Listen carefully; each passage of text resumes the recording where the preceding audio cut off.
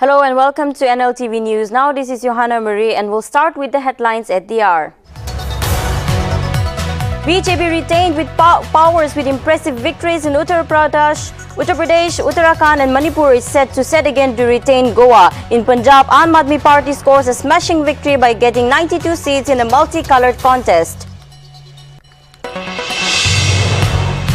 National Democratic Progressive Party welcomes resolutions on the Naga political issues and urban local bodies election adopted at a consultative meet in Kohima on Wednesday. Mass-based civil society church organizations, tribal Hoho, political parties and NGOs took part in the meeting. Gratitude to all the voters who supported and voted for NBF candidate in Manipur Legislative Assembly elections 2022. NPF contested for 10 seats and won 5 seats out of it. Journalist and human rights activist Yibeni Humchoi conferred with the esteemed National Social Soldier Award 2022 on the occasion of International Women's Day by the National Council of Women Association with Ministry of Women and Children Development Government of India on Tuesday at New Delhi.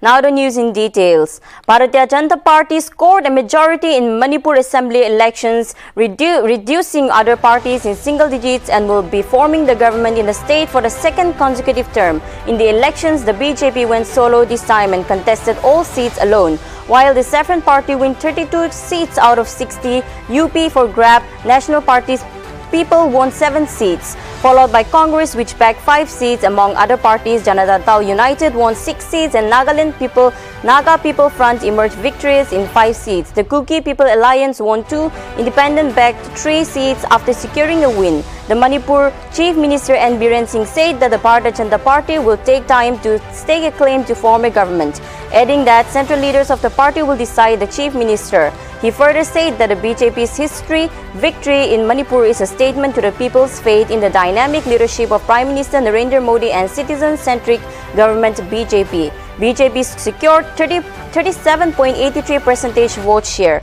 National People Party 17.3%, Congress 16.83%, Janata Dal United 10.77%, Naga People's Front 8.1% and the other party backed 7.53% vote share.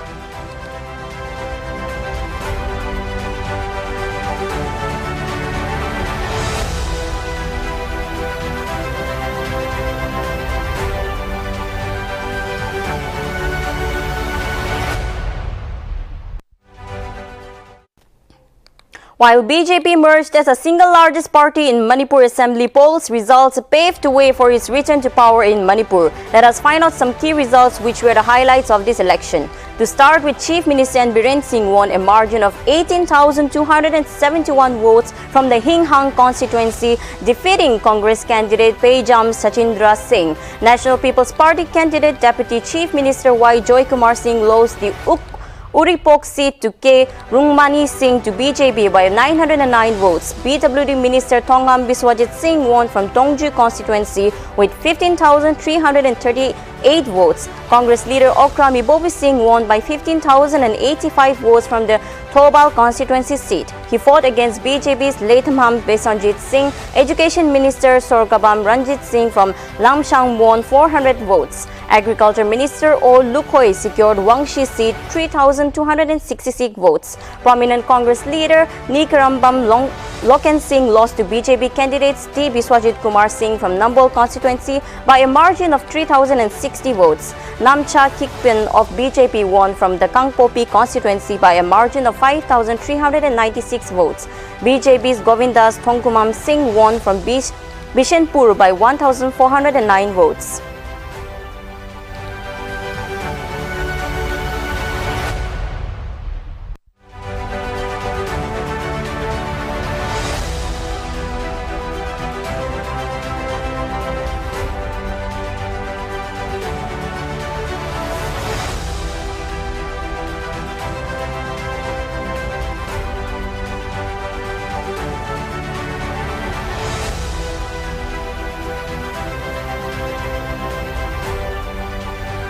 Bharatiya Janata Party and Chief Minister Yogi Adityanath created several records as the party retained power in Uttar Pradesh, disseminating the Congress and the Bahujan Samaj Party and smashing hopes of the Samajwadi Party, which formed an alliance with smaller parties.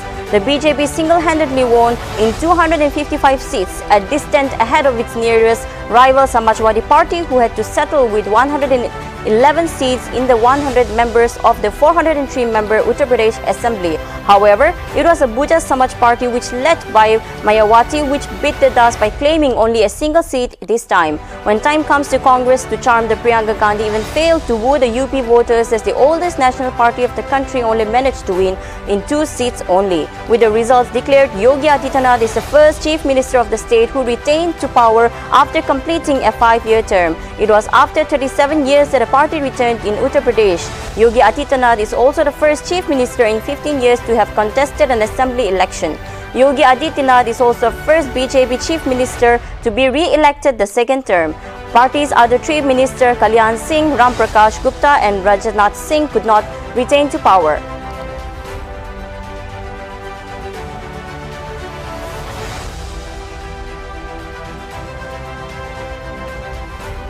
Aam Aadmi Party backed a historic win in the Punjab Assembly polls by winning a 3/4 majority with 92 seats, the highest number of seats won by any party in over 4 decades. It is Aam Aadmi Party's maiden victory in the state and a vast improvement from the IT performance in 2017 elections when it had finished second behind Congress. The ruling party managed to secure 18 seats in 917 members assembly, while the Bharatiya Janata Party ended up with 2. Shiromani Akali Dal backed 3 seats and Bahujan Samaj Party has won only 1. Punjab witnessed a multicolor contest with key players being Congress, AAP, Shiromani Akali Dal, Bahujan Samaj Party alliance with a coalition of Bharatiya Janata Party formed Chief Minister Captain Amrinder Singh Punjab, Lok Sabha Congress, Sukyat and led SS Dinsa, notably in an unprecedented manner. Several politicians, Salwar Singh in Punjab, lost the constituencies on which they were contesting. These include former Chief Minister Prakash Singh Badal and Arminder Singh Chani, Sukhbir Singh Badal, Navjot Singh Sidhu and SAD's Bikram Singh Majid also lost in this Amritsar this time.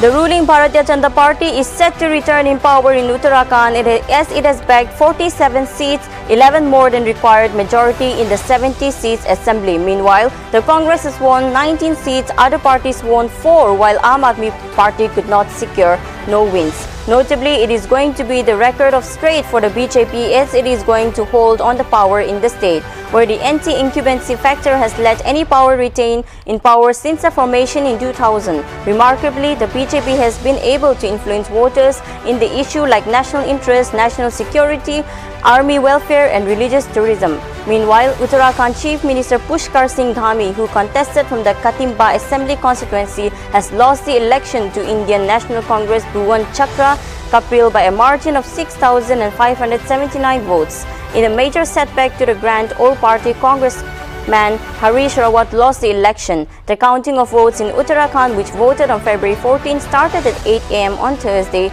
and recorded a voter turnout of 59.51%.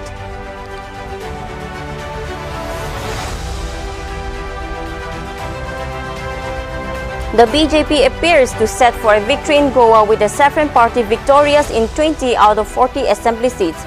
Notably, INC won 12 seats and Aam Aadmi Party won 2 seats while the TMC won 4 seats. Meanwhile, independent candidates Antonio Vaz, Chandrakant Sete and Alex Ringland voted their supported to the Saffron Party. Notably, Goa witnessed a multicolored contest with parties including BJP, Congress, Trinamool Congress and Aam Aadmi Party in the fray. Reportedly, Congress leader B. Chakrabam held a lead with the Goa Assembly polls of candidates of his party and those ally of GFP on Wednesday night, where it was decided that the alliance with its name is leader after the election results and are stake claims for government formation. Meanwhile, setting BJP Goa CM Paramount Sawant traveled to Delhi Tuesday to meet the Prime Minister Narendra Modi and Union Home Minister Amit Shah. The Congress on Wednesday said that the talks were underway with the Aam Aadmi Party for gaining support for the government formation in Goa if there was a hung assembly.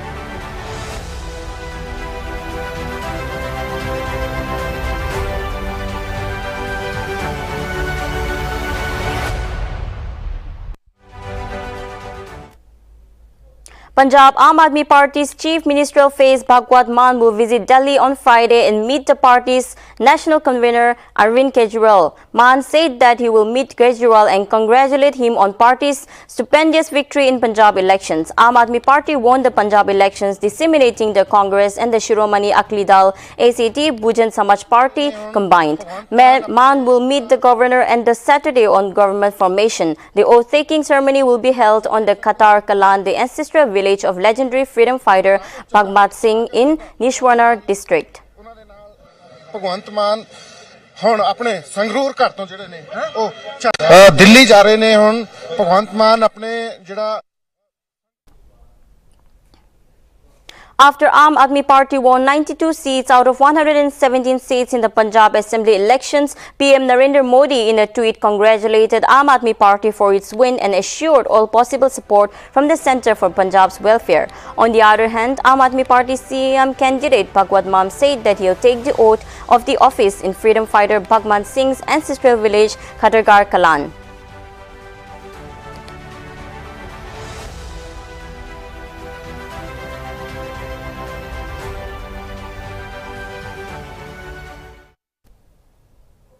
The Nationalist Democratic Progressive Party on Tuesday welcomed the resolutions on the Naga political issues and urban local body elections adopted at a consultative meet in Kohima on Wednesday.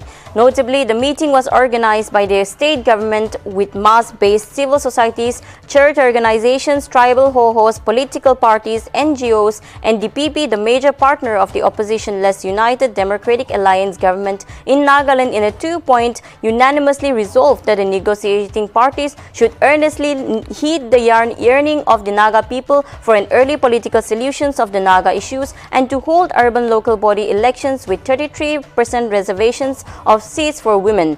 Meanwhile, the party appealed to the state government and the people of the state to work hard in the hand in making the resolutions a reality with vision to make new Nagaland with the future generations will applaud and appreciate. Moreover, the meeting also resolved that the negotiating parties should work towards one solution, one agreement, and arrive at a political solution that is honorable, inclusive, transparent, and acceptable to the people.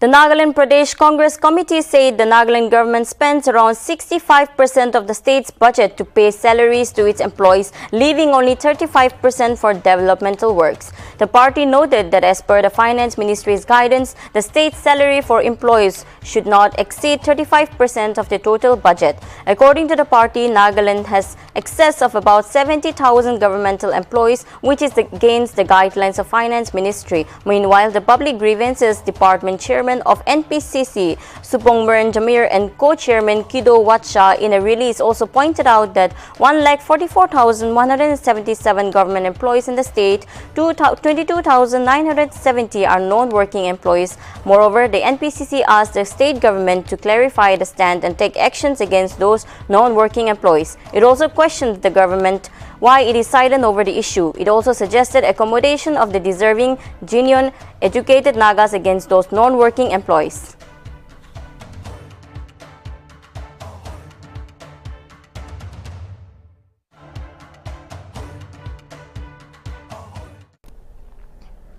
The Naga People's Front on Friday, through a press commune, expressed its heartiest congratulations to all the 5 of its official candidates for being elected victoriously in the 12th Manipur State Legislative Assembly, which included Lisho Kesheng, Ramyang Muiva, Kashim Muiva, Kashim Vashum, Lord Diko, and Awangbao Nyumai. The release further mentioned that the NPF is confident that the 5 elected MLAs will steadfast in their commitment to the welfare of the citizens of Manipur in general and the Hill people in particular. While remaining true to the ideology and manifesto of the NPF party, the NPF also extended its gratitude to the electorate who demanded the NPF candidates' worth of votes. Moreover, they won or the loss. Furthermore, the NPF stated that they will continue to work with sincerity and dedication for the upliftment of the people and protection of their inherent rights. Meanwhile, they also congratulated the Chief Minister of Manipur, who led the BJP for successfully securing 30 seats in the 60-seat assembly.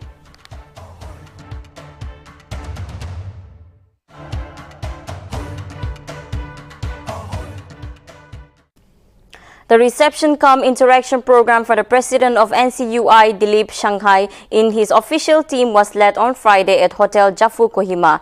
Shankani, while interacting with the officials of corporate societies and Nagaland State Cooperative Union, said that the corporate societies offer enormous opportunities and can effectively address the task of socio-economic development of the Northeast region in general and Nagaland in particular, where agriculture products are higher in value. Furthermore, Minister for Agriculture and Cooperation G. Kaito Aye during the program called upon the cooperative societies to work genuinely for the welfare of the people, and those non-functioning societies should be discredited, and further highlighted the NCUI team that the state can be promoted as a center for organically produced and eco-friendly, as Nagaland has been an organic state.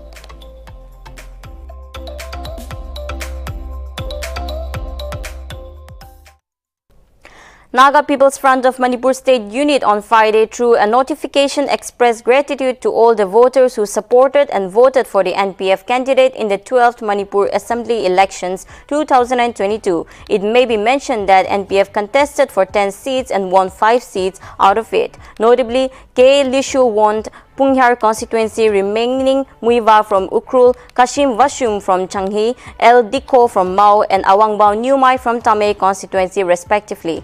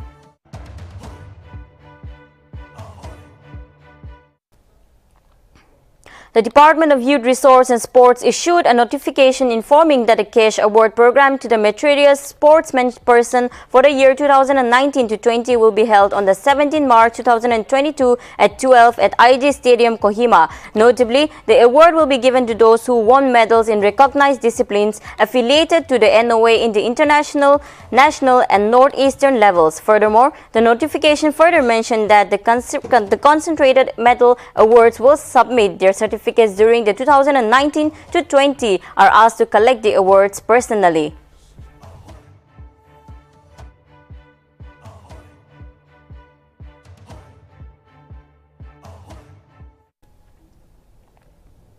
Nagaland to set up the first greenfield solar power project in the state with 20 megawatt power project. The government of Nagaland today signed the power purchase agreement of the 20 megawatt power with an estimate cost of 120 crores with the Hello Energy Private Limited at Hotel Vivor, Kohima. Notably, the power project will spread across 120 acres inside the Ganesh Nagar industrial area in Dimapur, which envisaged to generate close to 28 mega unit per year. Speaking on the occasion, Advisor Department H.Tovi Hoto Ayemi informed that the Department of Power has got the approval of the 24 megawatts Zuki Hydro Project and the 42 megawatts Hydro Project in Lower Tizu is also under final stage to consideration. He also said that the Department of Power has also settled to land issues relating to the 186 megawatt power project in Diku, and many other projects are also coming up in a few years. It may be mentioned that the project will also be using monopoly crystalline solar panels to generate power, and the project will also create local employment for both skilled and unskilled workers. Sumi Hoho also added by saying that the execution of the power project is scheduled to start in mid-2022 and will also take close to 8 months to commission.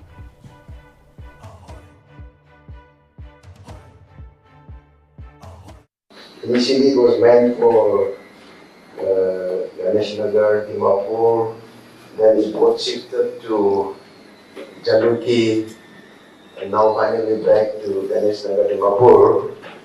And the project started not from our department, it started from UN Renewable Energy. And then there was a little bit compulsion, the Department of Power has to take over very reluctantly. And preliminary power purchase agreement was signed in 2017, and then that was without rate fixation. And with the help of our NRC officials who are here today, we finally fixed the rate also. And today we are going to sign the rather final power purchase agreement, because preliminary is already over. Actually, this project, although the way it has taken is very interesting and has undergone so much hiccups, but this is really required in the state also, because as per the energy requirements, there are two factors which are important. The United Nations have 17 Sustainable Development Goals. Out of that, SDG number 7 is the affordable and clean energy, where modern, clean, sustainable energy has to be provided. In fact, I have not seen or have not come across signing of PPA earlier, but this time I think it's getting done in a very grand and in a very big way. So I'm happy to be a part of this PPA. Special team of the Power Department headed by Joint Secretary Power Sarah S. Jamir visited the Power office of the Chumukedima Division on Friday. The Joint Secretary during the visit expressed appreciation to all the officers and staff of Chumukedima Electoral Division for improvement in the revenue collection, especially after the formation of the Special Revenue Team from September 2021 till date. She further encouraged all the building assistants and matter readers to keep up the sincere efforts in the coming days. Furthermore, she also stated that the Dimapur and Chumukedima Division consume nearly 59% of the state's total energy consumptions, and therefore she insisted all the concerned to improve building and collecting efficiency.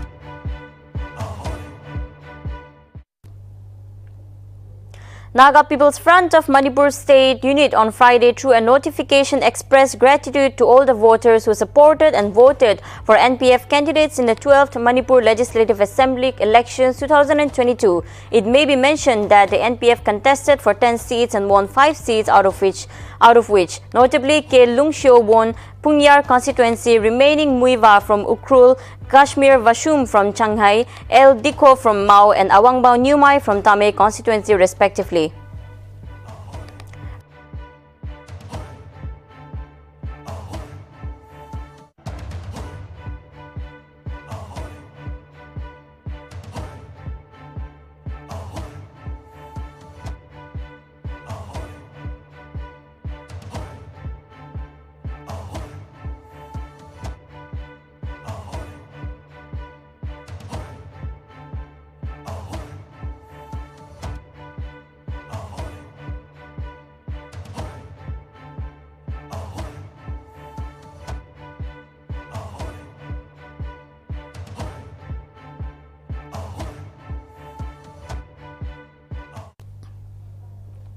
Acting on a tip-off, Nagaland State Crime Branch on Wednesday arrested one person from Hotel Kingfisher in Dimapur and seized 5 kg of heroin from the accused. Notably, the accused have been identified as Mangcha Haukip, aged 25 years. It may be mentioned that Haukip was caught with 5 kilos of drugs called ice crystals made of methamphetamine. Furthermore, the accused is now being forwarded to officers in charge in East Police Station along with the recovered drugs for further actions.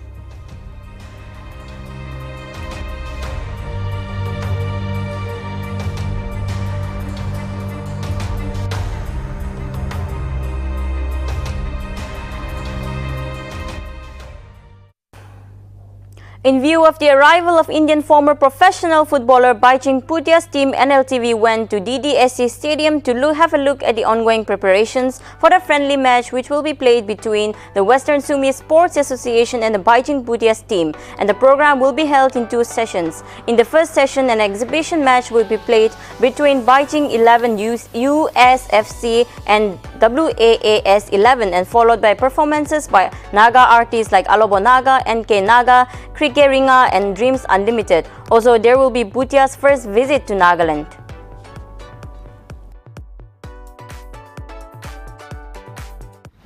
We're really excited about tomorrow's match for a cause, and this is by WSSA, Western Sumi Sports Association, and powered by Musica Events, Atoka Premium Tea, and then YouthNet. So we bring this match, we're doing this to promote grassroots level football in the state, and so what we're doing is in the match for a cause, we have WSSA 11 versus United Sikkim Football Club, and also featuring our Padma Shri, Arjuna Awardi, our former Indian captain Baiching Bhutia and former Indian captain Renidhi Singh. So the match is going to be played tomorrow. The formal program will start after 2 p.m. and then followed by the match. And after the match, we have very interesting entertainment program. So we want to request everyone to come forward. We have Dreams Unlimited. I will be singing, and NK Naga is there. K Kreringa is there. We have a guest performance by English Maker also. We have Rufu, the former Miss Nagaland, as the host. We have so many interesting lineups. So please don't miss it. And it's just 200 rupees. So I want to request every Dimapurians and every Nagas or everyone in Nagaland, all the citizens of Nagaland, to please come and support this cause. And we hope to see you tomorrow. Thank you.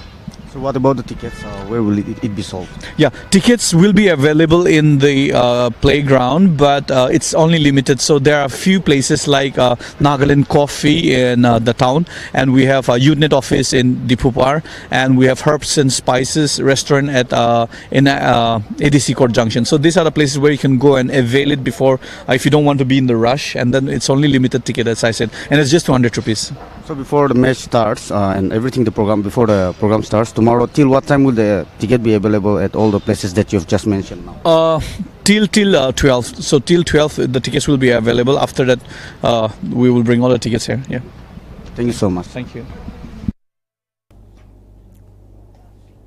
Open audition for Nagaland Mega Model Hunt is scheduled to be held at Kohima on March 18 at Hotel Jafu. Notably, Nagaland Mega Entertainment, with the vision of to uplift the younger generations and to create a wider platform focusing on beauty, fashion, pageantry and charitable works, will be organized at the 2nd edition of Nagaland Mr. and Mrs. Mega Model Hunt 2022 in the month of June. This year, addressing a press release conference on Friday at FIFA Cafe in Kohima, President Nime Samuel Eki from POM informed that the open and final audition will be held on the 18th March, and that the winner of the hunt will be awarded a cash prize along with gift hampers up to 1 lakh, and will have a contract with the Information and Publicity Department and Tourism Department as the ambassador, with the negotiation is still going on with the latter department. Notably, the winners will have the direct entry to Mr. and Miss Northeast representing the state. Meanwhile, NME also informed that they will be collaborating with TMFA to celebrate the World Fashion Day to 28 August 2022. Which will really help and encourage the upcoming generation in the field of fashion also.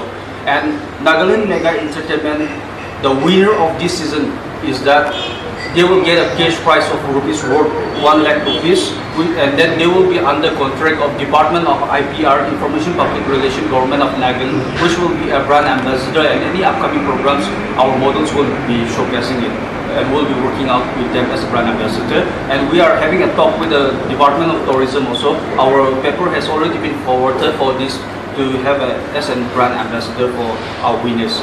And then one very good thing that we are collaborating with the designer is that the upcoming designer, they are so much generous and humble towards us that they are helping us that the winners will take away the gowns, because in fashion industry this will be the record breaking, because in Nagaland no one has done such kind of thing that like a winner takes away the gown also, because one gown costs around 7,000-8,000 like that. So the winners first runners-up, second runners-up will be taking away the gowns and all, and then even for the males will be the same in the formal round. And this Nagaland Mega Entertainment is to promote and help all the class of the family, not only the high class, middle class or lower class, because when the finalists of the contestants they come, we do all the expenditure in the fooding lodgings also for the 1 week, 5 days, and then through their clothing, designer wear, formal round, everything the Nagaland Mega Entertainment provides. And then this is the great booster to encourage them, because there will be such a great structure, good models from a very low background who would have a financial crisis also. But still then, this is the platform that we want to encourage, that you are not left it behind, but we care for you and we are taking you. So this is something that Nagaland Mega Entertainment is really working with, boost them a good points also. So in the fashion field, it is something like that. And this year, under the collaboration of TAPMA, we will be having in Nagaland the first, I think so it will be the first World Fashion Day, which is International Fashion Day is on August 21. So we are collaborating with TAPMA, and we have taken all the charges for this or for the International Fashion Week, and which will be a great booster. Journalist and human rights activist Yibeni Hmtsoi from Woka was conferred with the esteemed National Social Soldier Award 2022 on the occasion of International Women's Day by National Council of Women Association with Ministry of Women and Children Development, Government of India on Tuesday at New Delhi. Notably, Yibeni is an advisor panel member at National Commission for Women, legal volunteer at District Legal Services Authority, Guwahati, and bureau chief in the newspaper called Country and Political. It is to be mentioned that she promotes human rights and social justice for women, and that she was given the award in women's rights segment. Furthermore, it may be mentioned that the award was started as a part of the National Council for Women Development, which focused on promoting women empowerment at grassroots level by discovering and recognizing these two who chose to look beyond their limitations and contribute significant to positive impact the society.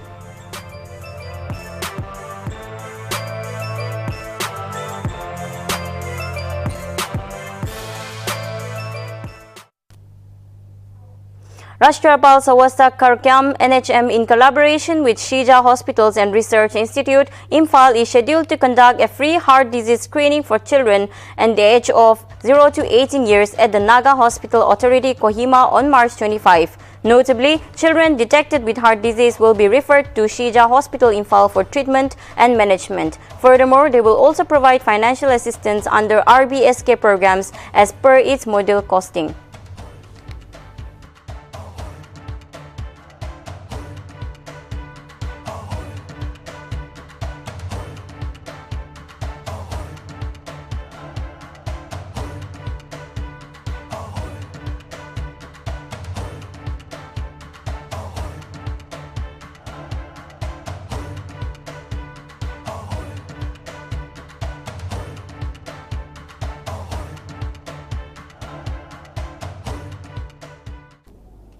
Northeast Network on Wednesday organized the 13th Biodiversity Festival at the NEN Resource Center, Chijima on Peg District. Notably, the festival was held under the theme Embracing Biodiversity for Well-being. Meanwhile, the festival was graced by Nagaland Agriculture Production Commissioner Y. Kiketo Sema as guest of honor.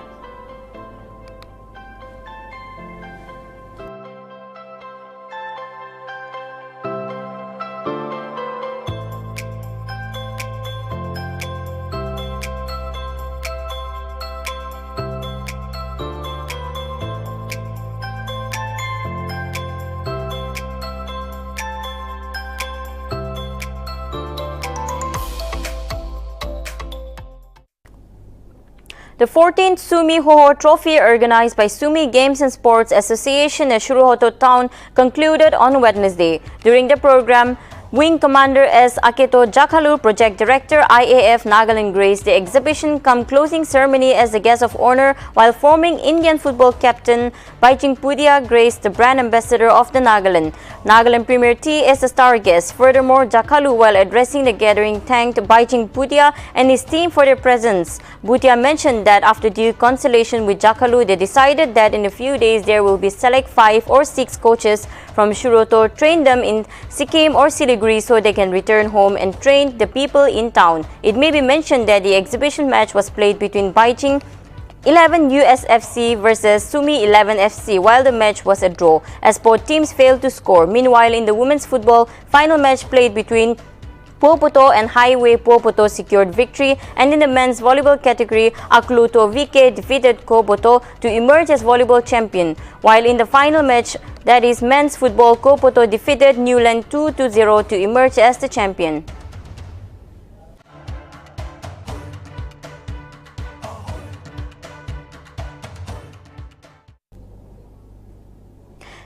A Russian airstrike totally destroyed a maternity hospital on Wednesday afternoon in the port city of Maripol. Notably, about 17 people, including few infants, were reportedly injured in the airstrike, and people and children are under wreckage. Meanwhile, it is recorded that the airstrikes Ukraine President Zelensky tweeted that how long will the world be in a compile ignoring terror. President Zelensky demanded Russian military to stop the killings. He further accused the Russians of losing humanity. On the other hand, people in Maripol cited that the ground shook more than a mile away when the Russian aerial attacks happened. Meanwhile, the police and the soldiers rushed to the scene to evacuate victims, including pregnant and bleeding women on stretchers.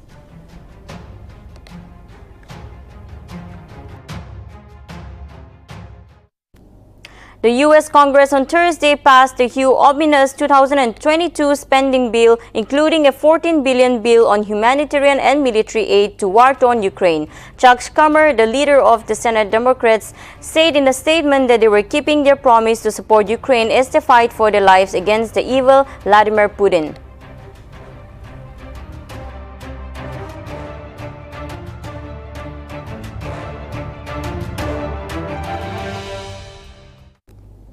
Ukraine President Volodymyr Zelensky refuted Russia's claim that Ukraine is developing biological weapons and planning for chemical attacks. Zelensky posted a video on Facebook and further refuted, saying that no chemicals or any weapons of mass destruction will be deployed in Ukraine. He stated that the accusation makes him worried because the Ukrainians have been reportedly convicted that, and if they want to know about Russia's plans, they should look at what Russia accuses others of doing.